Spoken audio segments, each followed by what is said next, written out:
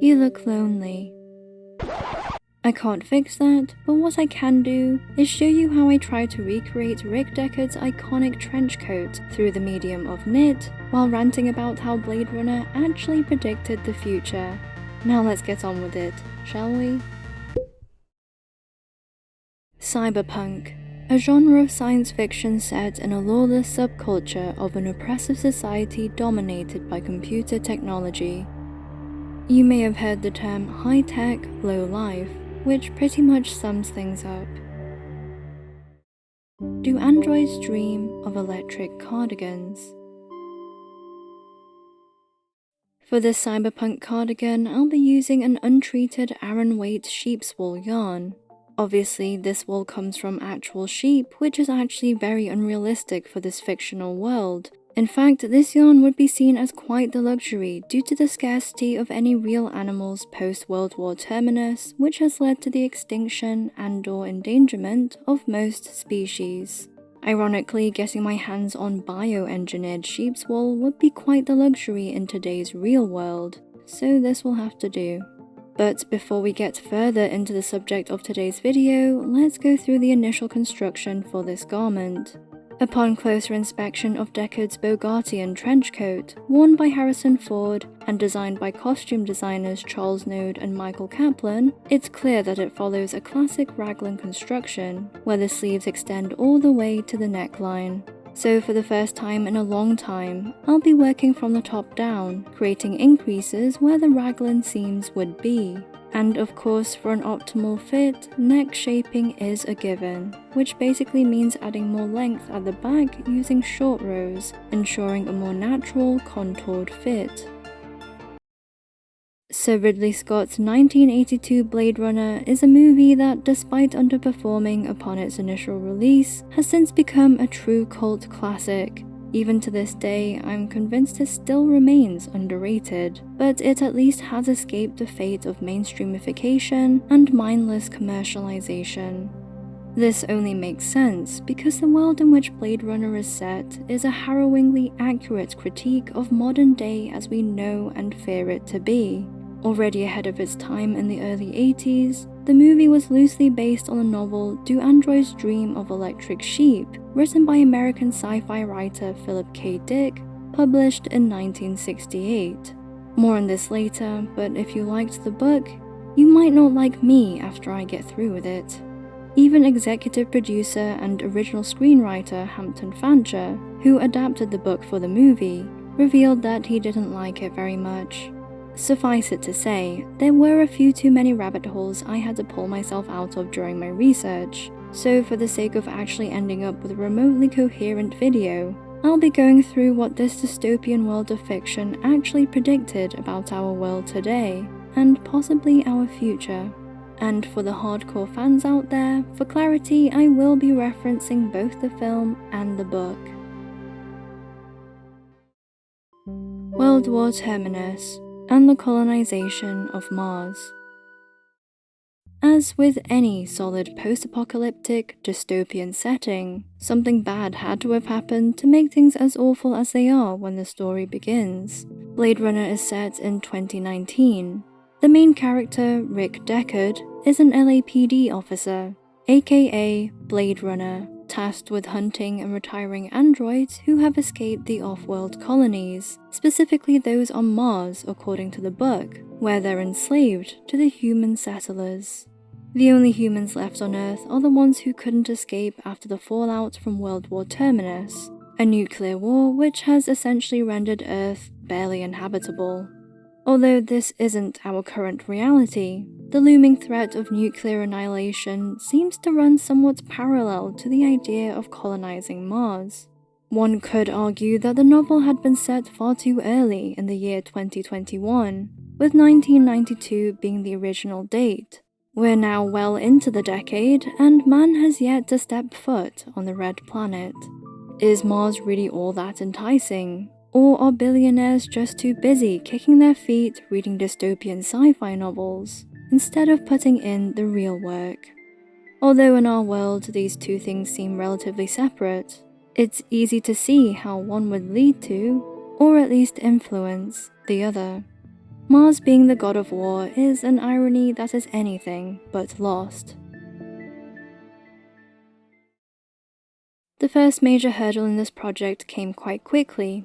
In fact, I'd been anticipating it since the very beginning, before the yarn even wrapped around my needles. The storm shield.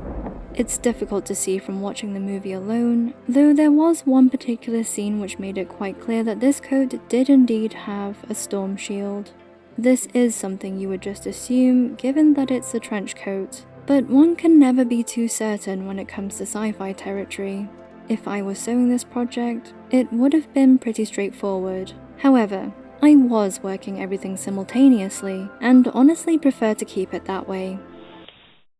But if I decide to cast off the back section now for the outer shield, and then cast on again for the rest of it, I'd not only be left with a giant hole, but worse yet, I'd have no plan for how to finish things well.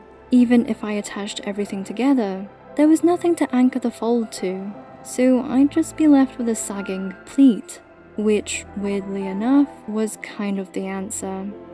What I actually needed to do was create a horizontal fold/pleat without binding off at any point, and I also had to accept that I needed something to hold all of it up, which meant some kind of facing, and the dreaded double layering. That said, since this was going to be a heavy knit project with quite a bit of stretch, I figured that having a double layer of fabric might actually work in my favor by reinforcing the top half, if that makes sense. So I worked the pleat separately from the rest of the work before connecting everything back together again and pretending like nothing happened. So now I've finished the front pockets, and I've also finished the storm shield, kind of, because I still need to make sure that it actually holds up. It does seem like it's going to look okay.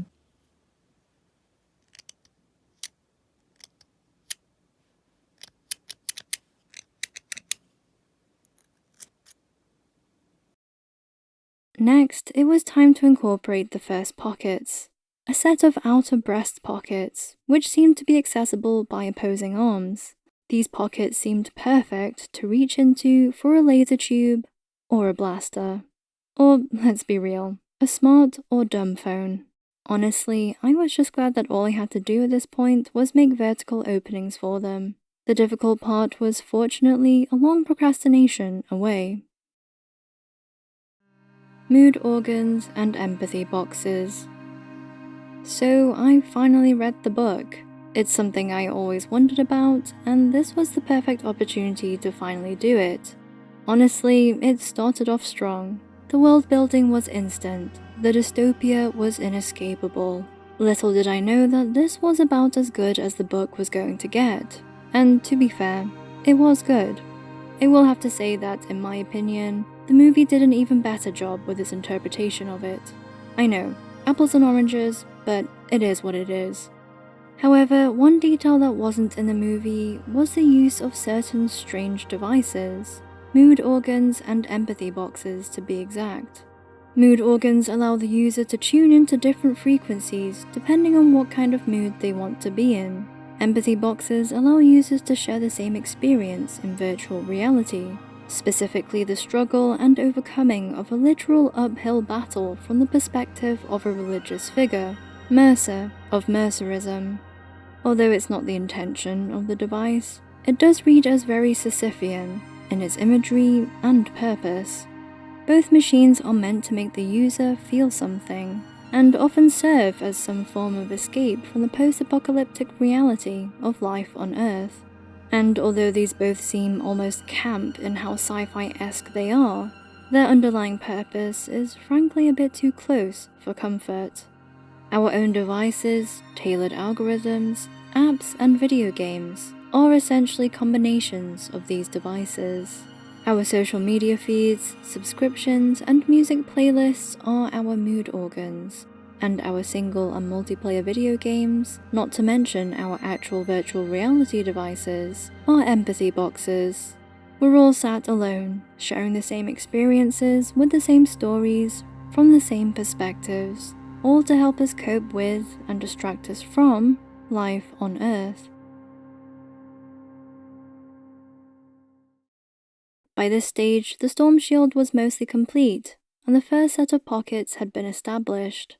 I pinned things as they were meant to eventually be on the stand.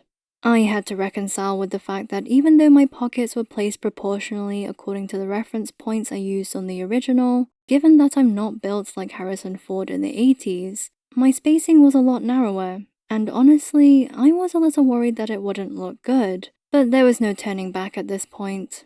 Mainly because I didn't want to, but also because the uncertainty was kind of exciting. I also decided to add matching seam detailing to the center back and sides since these placements seemed to be in line with the original, no pun intended. On the whole, things were looking quite promising, but I didn't want to speak too soon. Now for another kind of pleat, the vent. Okay, so I have a confession to make. There was no way I was going to make this trench coat as long as the original. This was going to be a trench jacket. Criminal? Maybe, but it just made the most sense. This way, I could keep all the key design details, while avoiding too much weight, which is mostly an issue because this is a tightly knit Iron weight project. Not only this, but a shorter length would work best as a cardigan for me personally. And the amount of drama required to pull off a full-length knit trench coat on a normal day is beyond my pay grade. The time saved was of course a bonus.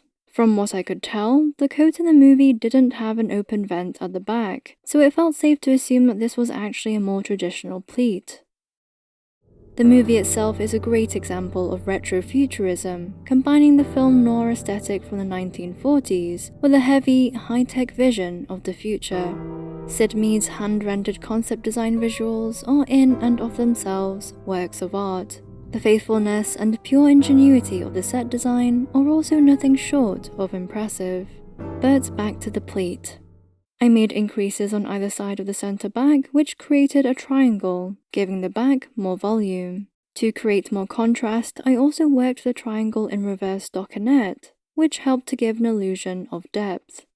And after that was done, I had to finish everything off with a hem. For this, I went with double knitting followed by a tubular cast-off/bind-off, which probably comes as no surprise.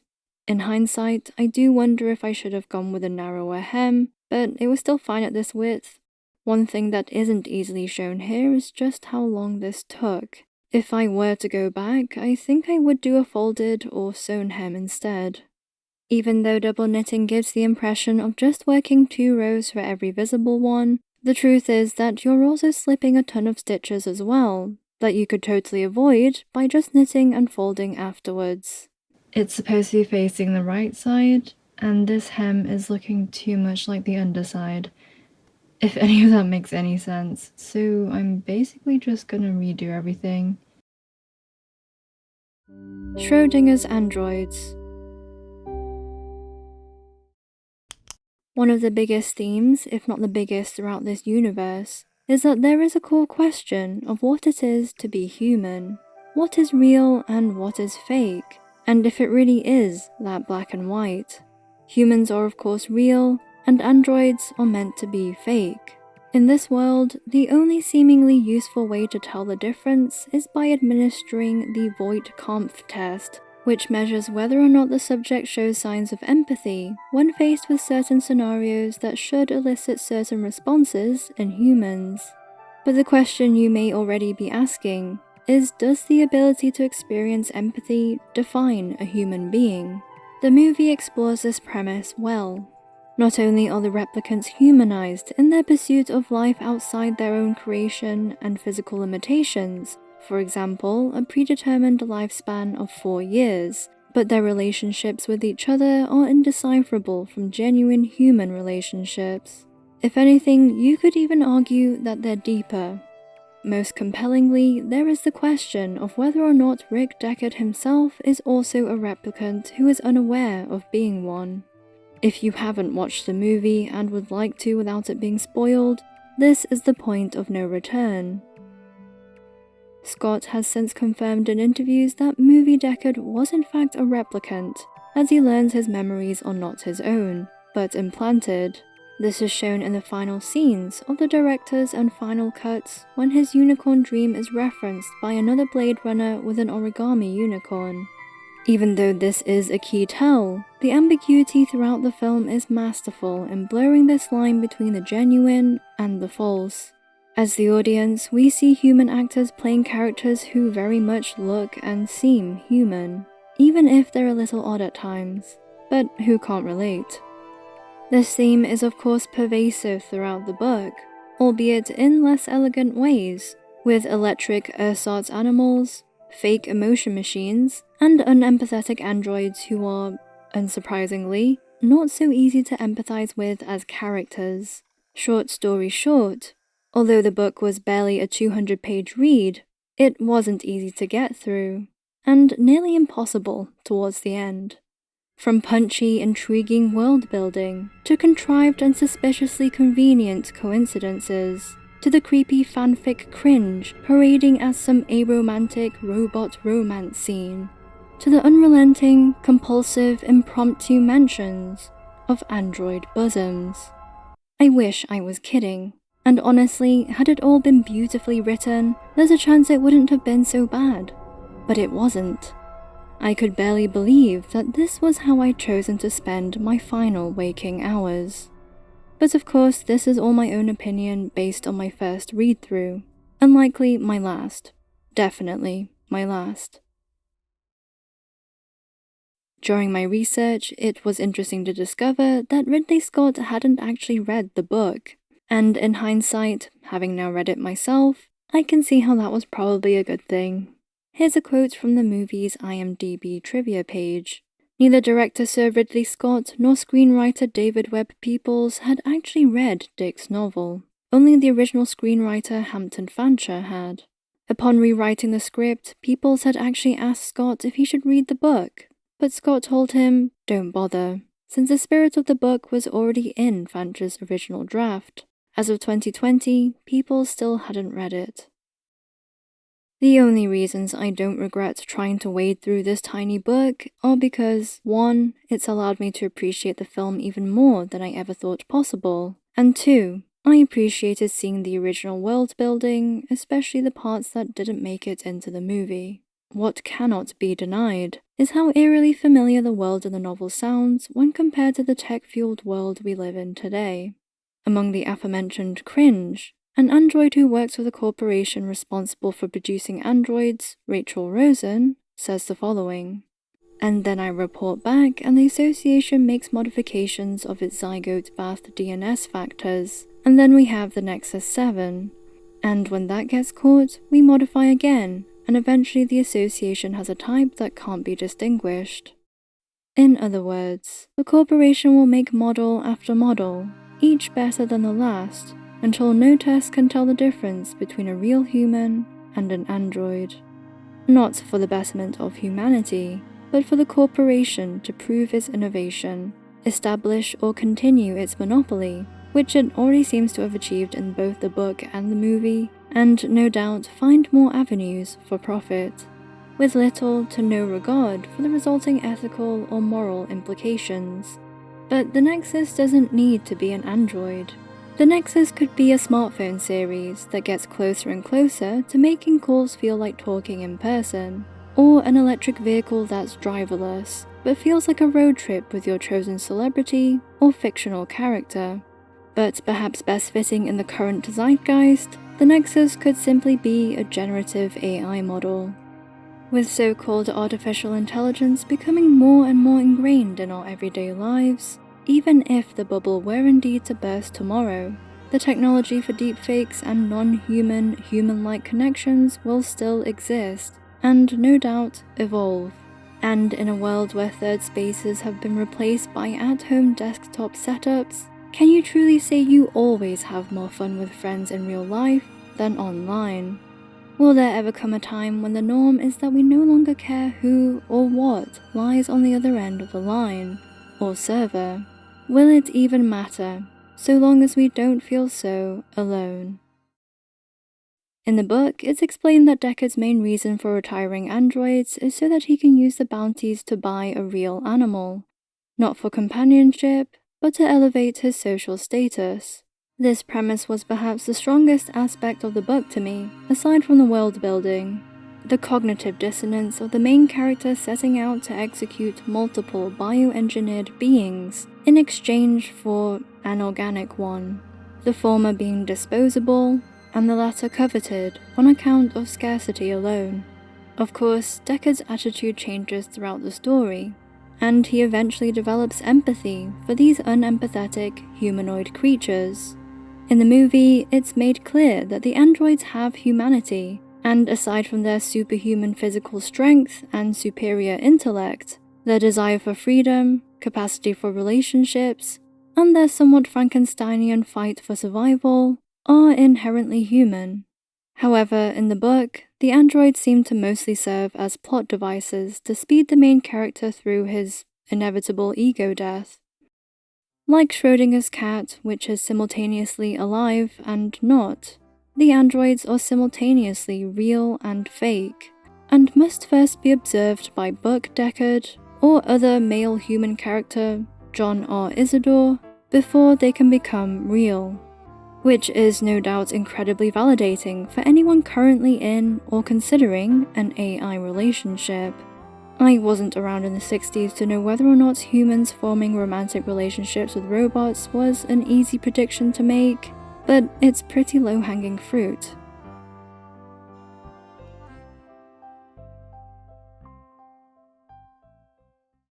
After finishing the hem, I got started on the facing, which was basically just repeating the outer shell up until the top of the back pleat, and since I had the two upper pockets, I decided to extend the front further down to serve as the pocket linings. I was pleasantly surprised at how well things looked like they fit together, and the double layer ended up being quite reassuring, given how heavy the outer shell had gotten.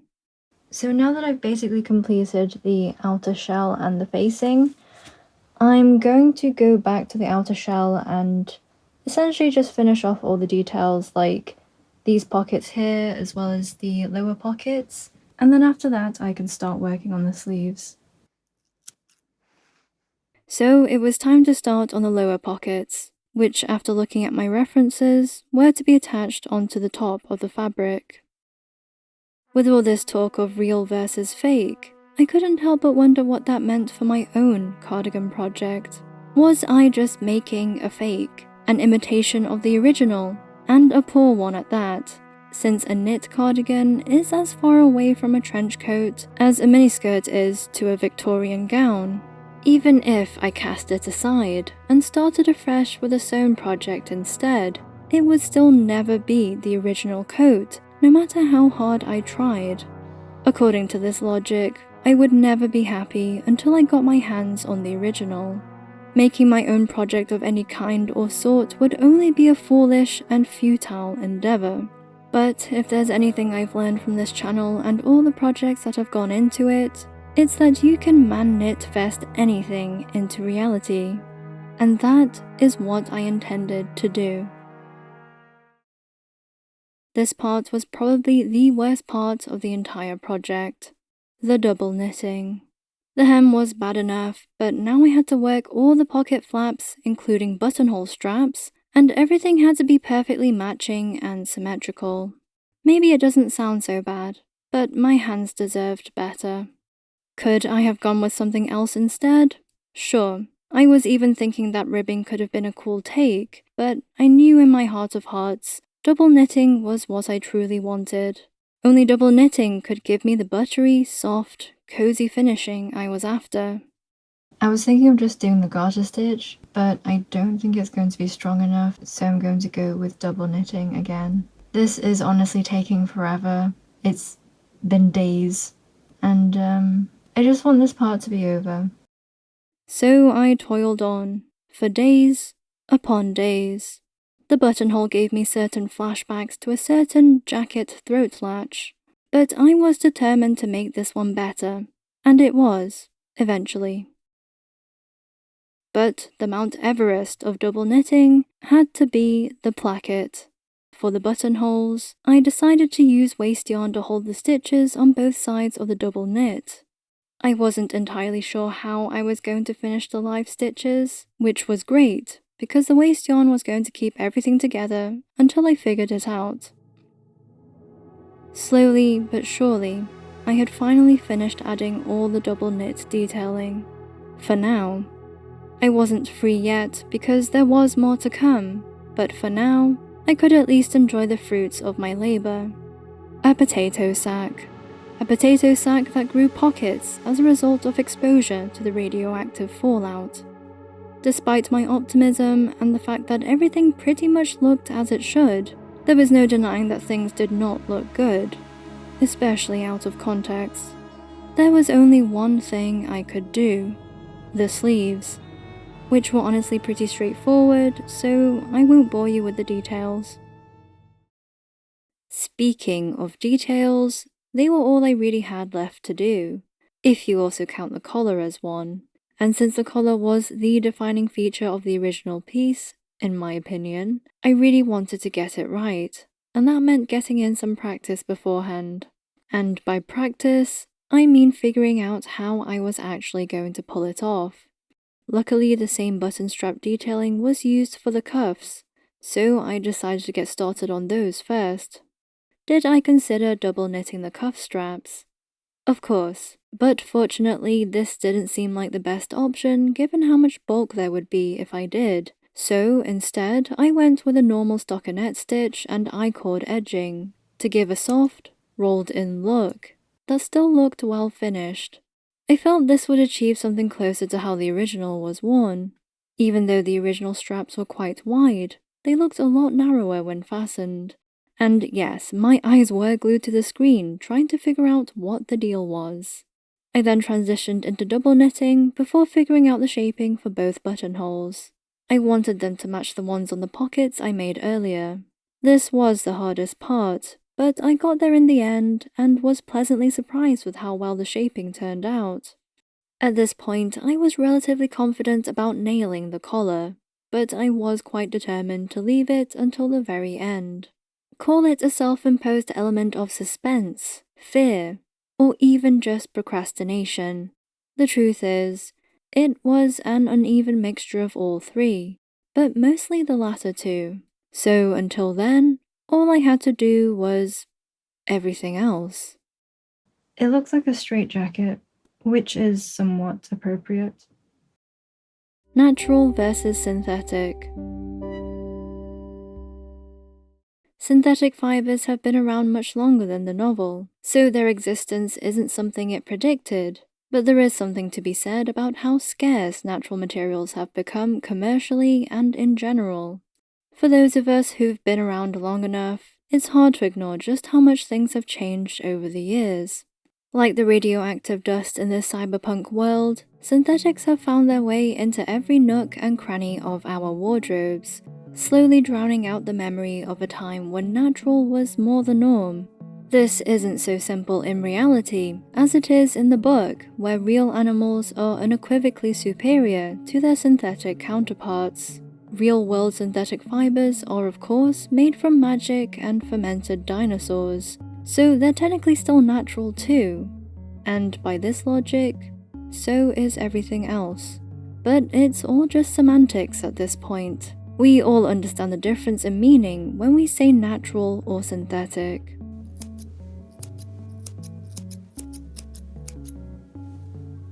This isn't the whole synthetics bad, natural good line. The whole picture is obviously not black and white. This is, however, about the availability and accessibility of natural fibers relative to synthetic ones, which has shifted dramatically within the last century. According to Textile Exchange, synthetic fibers made up 69% of the 132 million tons of fiber produced worldwide in 2024, with plant fibers at only 24%. That's over 90 million tons, compared to just over 30 million. Animal fibers made up less than 2% of the remaining 7. To think that my little, though rather big, project falls somewhere in that 1.1% of sheep's wool fiber is mind-boggling. It's hard to understand how these percentages differ from the fictional world, if at all.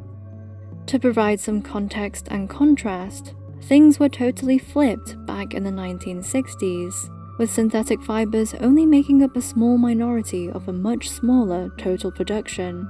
It was difficult to find definitive figures that all made sense together, but the ones I found ranged from around 10 to 25% of only 10 to 20 million tons of textile fiber.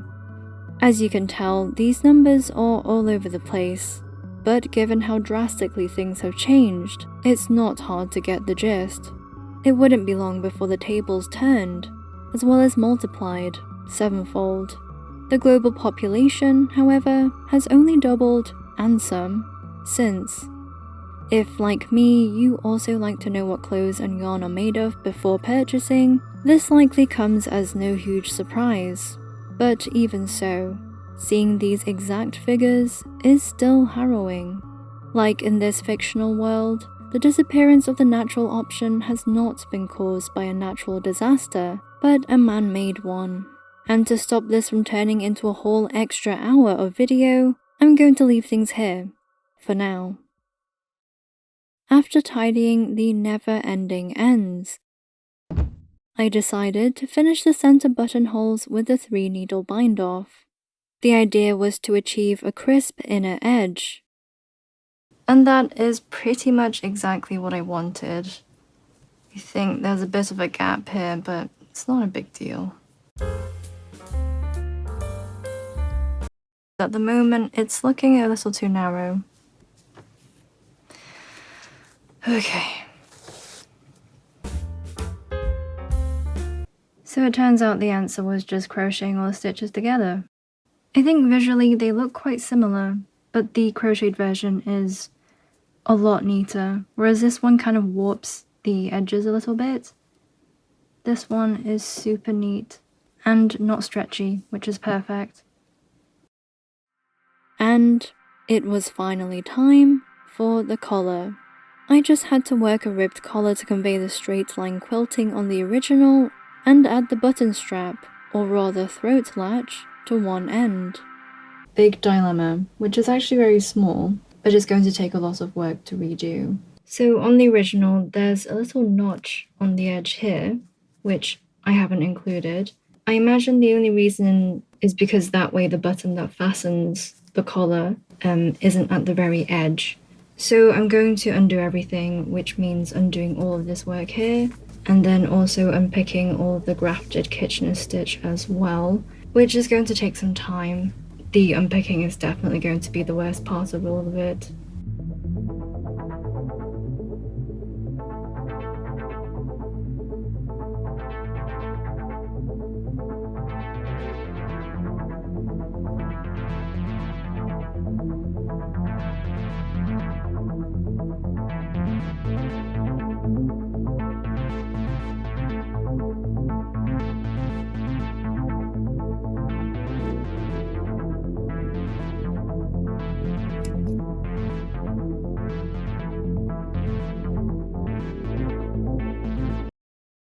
I will admit that towards the end I experienced a slight existential crisis brought about by how much time I'd been spending on all of this. Even though this was nothing new to me, this was technically my biggest project to date, at least size-wise. There was a lot of wondering about whether or not it was truly worth it, or if I was just telling myself that it would be, because by this point, it had to be. As we've already explored, reality is what we convince ourselves of, real or fake. But perhaps more importantly, even if it wasn't worth it in the end, I would still, at the very least, know that it was real, having seen every stitch, felt every frog, and suffered every setback. There was no denying that this cardigan happened, whether or not I cared for it at all in the end. I'm never getting these months of my life back. It's not to say that only suffering makes something worthwhile, that's just silly, because the enjoyable parts made all of this worth even attempting. But it is to say that realness comes at a cost. Whether we see it or not, we still feel it, sooner or later. And it makes me wonder what the price of our fake tech indulgences will be when the time inevitably comes for the bill to arrive, if it hasn't already. After all, the emotions felt were real, weren't they? Grafting the facing into the wrong side, even with a loose enough tension, wasn't as invisible as weaving in the ends was, for obvious reasons, but this was oddly accurate to the original, which sported shoulder pads. So I figured this detail could be an homage to the 80s silhouette and decided to leave things as they were. In a way, it did give a nostalgic feeling of being little and trying on grown-up clothing from the same era. And even though my cardigan is nowhere near as big as the original trench coat, this seemed like a fitting detail in making it feel like it was. Since I wanted a subtler look for the front sections of the facing, I ended up using a light crochet thread to graft them into the main body, instead of the same wool yarn. Even though there was still a visible line, I liked that it added some dimension to the flatness. I also strategically placed both grafts right above where the top of the belt would be, for the sake of harmony. Were there ways to get them completely invisible? Potentially, but none seemed appealing to me in terms of the actual finishes. I much preferred this grafted finish to casting off the lining edge and sewing it to the main body as if it was a sewing project, for example. So what does it mean to build a fictional world that eventually becomes reality decades later? And what does it mean to find that this world became our reality, only to look back and realize that it wasn't that difficult to see how things would go wrong?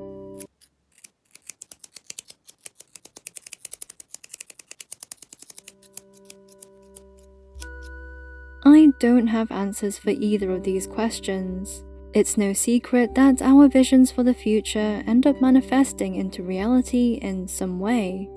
The first mention of the term robot was in Karel Čapek's 1921 play, Rossum's Universal Robots, or RUR for short. These robots were artificial life forms made for the purpose of serving humans, just like the androids in the book and the replicants in the movie. Just like the virtual assistants in your phone and around your home. However, the very concept of robots dates back to ancient times. Only now have we developed the technology to make them real in a modern, artificial sense. Human nature is incredibly predictable, so long as history isn't erased or rewritten, as it so often is and has been. The only difference for us is the advancement of technology. You cannot convince me that people of the past would not have done the same things had they had access to the same tools. Man's desire to subjugate for his own gain is perhaps the defining element in any futuristic sci-fi dystopia, as well as many, if not most other stories, fact or fiction.